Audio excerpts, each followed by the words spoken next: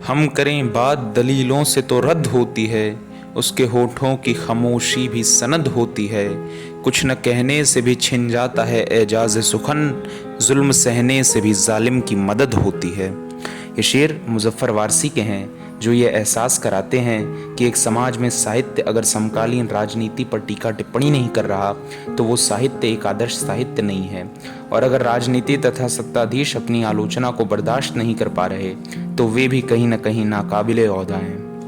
साहित्य और अदब की आवाज़ अगर राजनीति में उठे कदमों से या सत्ताधीशों की आवाज़ों से हमाहंग नहीं होती तो इसका मतलब ये नहीं कि साहित्य देश के विपक्ष में है, बल्कि लोकशाही में साहित्य का मुख्य कार्य सत्ताधारी पार्टी के विपक्ष में होना है, ताकि लोगों को और सत्ताधारियों को अपनी गलतियों तथा अपनी कमजोरियों का निरंतर एहसास होता रहे।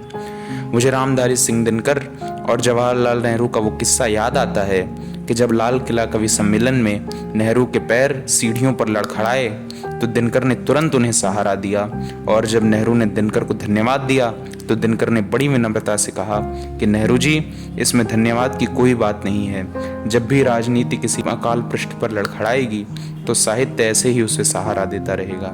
मिराज फैजाबादी के शेर भी हैं, तू पुकारेगा तो ऐ सहने हरम आएंगे, अब बाबीलों के अंदाज में हम आएंगे, लेके हम आएंगे हाथों में सदाकत के अलम, ये अलग बात के तादाद में कम आएंगे। सभी सरकारें कुछ न कुछ वादे करती हैं और सत्ता में आने के बाद वो वादे पूरे नहीं होते। सत्ता में आने का ये एक पुराना तरीका रहा है। मेरा नाम है शिवम द्विवेदी और आज मैं आप सभी के समक्ष अपनी एक छोटी सी कविता प्रस्तुत करने जा रहा हूँ, जो एक प्रत्यक्ष चेतावनी है उन सब सत्ताधारियों के लिए जिन्होंने वादे कर दिए हैं मगर वे अपनी जुबान से मुकर गए हैं।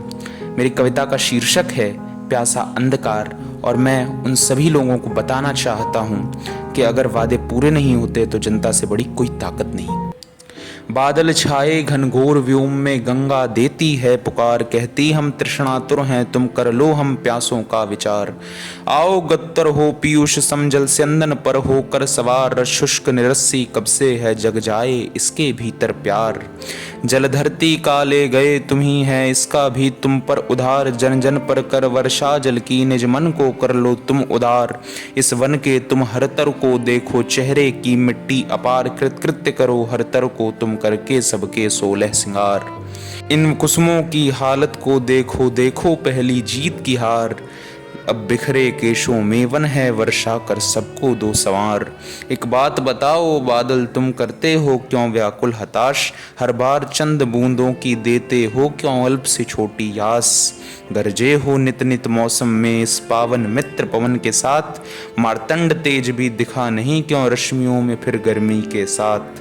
नीरज धीरज के ना कुमलाएं बरसे बारिश पवन के साथ, अन्यथा क्षय अहम का होगा और छटेगा प्यासा अंधकार। बादल छाए घनघोर व्योम में गंगा देती है पुकार। शुक्रिया।